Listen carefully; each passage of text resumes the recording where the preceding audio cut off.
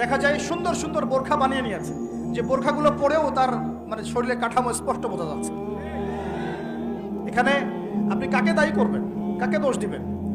অবৈধ সম্পর্ক ঢাকা শহরের রন্ধ্রে রন্ধ্রে ঢুকে গেছে। অবৈধ সম্পর্ক টিনেজ 8-10 বছর, ক্লাস 8-এ পড়ে, ক্লাস 9-এ পড়ে, 10-এ পড়ে, এদের মধ্যে ইলিগ্যাল সম্পর্ক চলছে। ইউনিভার্সিটিতে পড়ে, স্কুল কলেজ পাশ করে বিশ্ববিদ্যালয়ে গিয়েছে, ব্যাস ও মনে হয় যে একেবারে পাখা ওর বজায় গেছে, যা ইচ্ছা তাই করতে পারে। মেয়েকে দিয়েছেন একটা স্মার্টফোন, ব্যাস নষ্ট হয়ে গেছে। ছেলেকে দিয়েছেন একটা বাইক, ও দেখ মাদকের আসরে বসে আছে। কি একটা অবস্থা! এই যুব সমাজ কি আগামী দিনে ইসলামের পতাকা বহন করবে? এই যুব সমাজকে দিয়ে ইসলামের বিজয় লাভ হবে? নাকি আমাদের একটা ঈমান দীপ্ত যুব সমাজ দরকার? কোনটা? আল্লাহ পাক আমাদের সবাইকে আল্লাহর পক্ষ থেকে ঈমান দান করুন। আর আমি আর লম্বা করতে থাকলে সারা রাত যাবে গা। আমি আপনাকে গুছায় নিয়ে এসে শেষ করে দিচ্ছি যে এর পাশাপাশি কোন কোন পাপ ছিল, যে পাপগুলোর কারণে আল্লাহ পাক এই গজবগুলো দিয়েছিলেন, এবং এই ঢাকা শহর সহ এই বড় বড় শহরগুলা এই পাপের মধ্যে আছে কিনা আপনি নিজেই যাচাই করবেন। যাচাই কে করবে? আপনি যাচাই করবেন, আমি যাচাই করব না। 1 নাম্বার শিরকের পাপ আছে না নাই? কুফরির পাপ 2 আছে না নাই? আমানত উঠে যাওয়া আছে না নাই? আমানত উঠে যায় নাই? কেএফসিতে যান, মরা মুরগি খাবেন, আমানত উঠে গেছে। মসজিদ থেকে শুরু করে উপর লেভেল পর্যন্ত কোন জায়গায় আমানত আছে? কেউ বলছে যে আমি জনগণের কল্যাণে নিজেকে নিয়োজিত করেছি, উপর থেকে হাতি আসলে ও খাইতে খাইতে খাইতে মাসি বানায় দেয়, তাই না? এগুলা একটা বাজেট আসছে 1 কোটি টাকার, দেখবেন আস্তে আস্তে আস্তে 10 লাখ টাকায় নেমে আসছে, শেষ নাই। এ খাবে 10, ও খাবে 5, এ খাবে 5 করতে করতে করতে জনগণ খাবে 10। আমানত উঠে যায় নাই সমাজ থেকে? 3 নাম্বার আমানত উঠে যাবে। 4 বিশ্বাস উঠে যাবে। বিশ্বাস উঠে গেছে না? বাবাও ছেলেকে বিশ্বাস করতে পারে না, এখন স্বামী স্ত্রীকে বিশ্বাস করতে পারে না।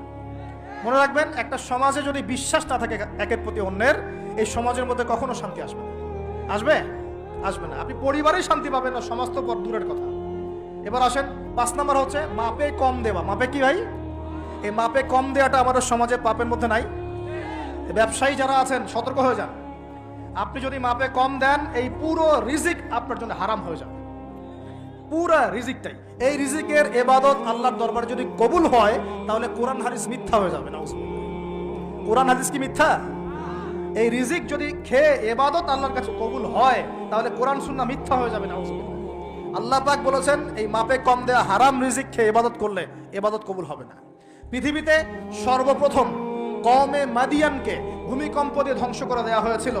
তাদের প্রধান অপরাধ ছিল মাপে কম দেওয়া, যেটা আমাদের মধ্যে ছড়িয়ে পড়েছে। মাপে কম দিচ্ছি আমরা। এই যে রমজান মাস সামনে আসে, দেখে নিয়েন বহু ব্যবসায়ী তাহাজ্জুদ পড়বে, তারাবিও পড়বে, মসজিদে গিয়ে ফটর ফটর করা শুরু করবে। লাইট নাই কেন, এসি নাই কেন, ফ্যান চলে না কেন? বড় বড় কথা। সারা বছর তো মসজিদে আসে নাই, তারাবি নামাজে আসবে। আবার দেখবেন অনেকে সারাদিন তো মসজিদ নাই, জুমার দিনে যায়, জুমার দিনে গিয়ে বলে ইমাম সাহেব ওটা করেন নাই কেন, এই মুয়াজ্জিন সাহেব এটা করেন নাই কেন? আছে না এমন লোক? এই শ্রেণী মানুষ আছে, দেখবেন এরাই ফটর ফটর বেশি করে। রমজান মাসে দেখবেন নামাজে তারাবিও পড়বে, মাপেও কম দিবে। এরকম লোক আছে না? মাপে যারা কম দেয়, এই পাপের কারণে সমাজের মধ্যে দুর্ভিক্ষ নেমে আসে। আমাদের অর্থনৈতিক অবস্থা এমন জায়গায় দাঁড়িয়ে আছে না, দুর্ভিক্ষ যদি চলে আসে অবাক হওয়ার কিছু নাই। দুর্ভিক্ষ চলে আসলে আপনারা অবাক হতে পারেন, আমি অবাক হব না। এমন একটা জায়গায় দাঁড়িয়ে আছে, এমন একটা জায়গায় দাঁড়িয়ে। এবং এই রমজান মাসে এমনি তো দ্রব্যের দাম বেড়ে যায়, এবার যার কি হবে আল্লাহ ভালো জানে। আমার মনে হয়, আমার ভয় হয়, একদম নিম্নবিত্ত মানুষ যারা এবার রোজা রেখে ইফতার যখন করবে, তখন হাত তুলে আল্লাহর কাছে বদদোয়া করা শুরু করবে। এটা আমার ভয় হয়। এবার অপেক্ষা করেন, দেখতে থাকেন সামনে কি হয়। প্রতিটা পণ্যের দাম অলরেডি বাড়া শুরু হয়ে গেছে। কিছু কিছু বৈশ্বিক কারণ আছে, এগুলোর কারণে যেমন বাড়ছে, আবার কিছু কিছু আমাদের নিজস্ব মানবসৃষ্ট কারণ আছে, এই কারণেও বাড়ছে। মানবসৃষ্ট কারণগুলো বুঝতে হলে আপনাকে বেসিক কিছু অর্থনীতি বুঝতে হবে। এটা পড়াশোনা করেন, দেখবেন। আমি গত লেকচারে বলেছিলাম, আল্লাহ রাব্বুল আলামিন আমাদের সবাইকে হালাল খাওয়ার তৌফিক দান করুন। সমাধান কি তাহলে? সমাধান হচ্ছে অপচয় কমাতে হবে। 5টা খেজুরে ইফতার হয়ে গেলে 6 নম্বর খেজুর দান করে দেন।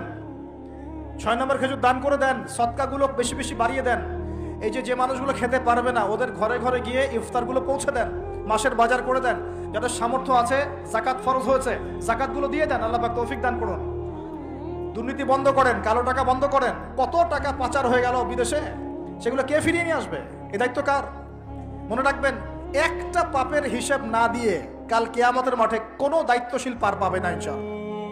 কোনো দায়িত্বশীল না।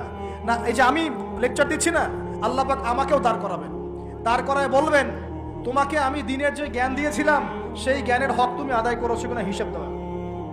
এই যে বড় বড় মুফাসসিরে কোরআন, মুফতি, মুহাদ্দিস বসাচ্ছেন, পাংখা দিয়ে বাতাস করছেন, হ্যাঁ, চা খাওয়াচ্ছেন, কফি খাওয়াচ্ছেন, এক একজনকে আল্লাহ পাক দাঁড় করাবেন, বলবেন কোরআন সুন্নাহর যে আমানত দিয়েছিলাম সে আমানতের সাথে কতটুকু তুমি হক আদায় করেছো হিসাব না দিয়ে পার পাবে না তুমি। ফাইজলামি মনে করেছেন নাকি দিনকে? ঠিক একইভাবে সমাজের, রাষ্ট্রের দায়িত্ব আল্লাহ পাক যাদেরকে দিয়েছেন এক একজন ব্যক্তিকে আল্লাহ পাক দাঁড় করাবেন, দাঁড় করে জিজ্ঞাসা করবেন কোন কোন জনগণের কোন কোন হক তুমি নষ্ট করেছো, কার কার হক দিয়েছো, কার কার দাও নাই, সবার সামনে হিসাব দাও, তারপর জান্নাতে যেতে পারবে। এত সহজ না, এত সহজ না। দুনিয়ার জীবনের প্রতিটা কাজের হিসাব আল্লাহর কাছে দিতে হবেই হবে, এটা গ্যারান্টি। এই প্রতিটা মেয়েকে আল্লাহ জিজ্ঞাসা করবেন তোমাকে পর্দার বিধান দিয়েছিলাম, কেন পর্দা করো? প্রত্যেক মুসলিমকে আল্লাহ জিজ্ঞাসা করবেন 5 ওয়াক্ত নামাজ ফরজ করেছিলাম, নামাজ পড়ো নাই কেন, ঠিক মতো পড়েছো কিনা? প্রত্যেক ধনীকে আল্লাহ জিজ্ঞাসা করবেন দাঁড় করিয়ে এক একজন করে, একসাথে 10 জন না, একজন একজন একজন করে আসবে, একজন করে। এই আব্দুল্লাহ তুমি আসো, এই আব্দুর রহমান তুমি আসো, এই ওবায়দুল্লাহ তুমি আসো, এই রহিম তুমি, আব্দুর রহিম তুমি আসো। এক একজন করে আল্লাহ ডাকবেন, বলো তোমাকে ধন দিয়েছিলাম, কি করেছো? বলো তোমাকে ইলম দিয়েছিলাম, হক আদায় করেছো কিনা? বলো তোমাকে ক্ষমতা দিয়েছিলাম, কি করেছো? আমি জানি না আর কিভাবে ওয়াজ নসিহত করলে মানুষের কলিজার মধ্যে ঢুকতে পারে, আমার জানা নাই। আমি সহ প্রতি ব্যক্তি এই বিচারের সম্মুখীন হবেই হবে ইনশাআল্লাহ। আল্লাহ পাক আমাদের সবার জন্য বিচারটা সহজ করুন এবং এই কথাগুলো বুঝে আল্লাহকে ভয় করার তৌফিক দান করুন। আমাদের আন্ডারে যারা আছে সবার হিসেব আমাকে দেওয়া লাগবেই।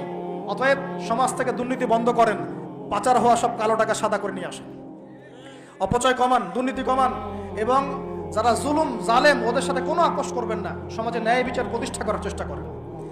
জালেম যদি আপনার নিজের স্ত্রী হয়, নিজের সন্তান হয়, তাকেও শাস্তি দেওয়ার ব্যাপারে যাররা পরিমাণ মায়া দয়া প্রদর্শন করবেন না। এটা হবে ওমরের শাসন ইনশাআল্লাহ। ওমর রাদিয়াল্লাহু আনহু ছেলে অন্যায় করেছিল না, সবার সামনে পিটিয়ে ওমর রাদিয়াল্লাহু আনহুর হাতেই তার মৃত্যু হয়ে গেছে। আল্লাহ পাক, আল্লাহ আর কি বলবো, আর কি বলার বাকি আছে? আল্লাহ রাসূল সাল্লাল্লাহু আলাইহি ওয়াসাল্লাম বলছেন, হে ফাতিমা, আমার মেয়ে ফাতিমাও যদি চুরি করত, আমার মেয়ে ফাতিমার হাতটা কেটে ফেলে দিতাম একেবারে। কে বলছে এটা? আমাদের নবী মুহাম্মদ সাল্লাল্লাহু আলাইহি ওয়াসাল্লাম বলছেন, আমার মেয়ে ফাতিমাও যদি চুরি করত তার হাতও আমি কেটে ফেলে দিতাম একেবারে। আর আমরা আমাদের দলের লোক, আমাদের সংগঠনের লোক, আমাদের সামাজিক সংগঠনের লোক, আমার চাচা, আমার মামা, আমার খালু, আমার অমুক, এই করতে করতেই তো সব শেষ করে ফেললাম। একটা সাইন করে দিলাম, যাও ওখানে যাও, তোমার জব হয়ে যাবে। আমার মামা হয়, যোগ্যতা থাকার না থাক, আমার ভাইগনা, যাও সাইন করে দিলাম, চলে যাও, চাকরি হয়ে যাবে। অথচ যাদের চাকরি পাওয়ার যোগ্যতা ছিল ওর রাস্তা রাস্তায় ঘুরে ভ্যান চালাচ্ছে এখন বসে বসে। আপনি ভাবছেন যে এগুলোর হিসাব দেওয়া লাগবে না? এক একটা পাপের হিসাব আল্লাহর কাছে দেওয়া লাগবে, এক একটা পাপের। তুমি অমুক পাওয়ার দেখায় একটা মানুষকে পিটায় মেরে ফেলে দিলা, অমুক পাওয়ার দেখায় একজনের সম্পদ কলমের খোঁচা দিয়ে দখল করে ফেলে দিলা, মনে করলা যে কেউ দেখলো না, খালি নিঃশ্বাসটা বন্ধ হোক, কবর যাও, আল্লাহ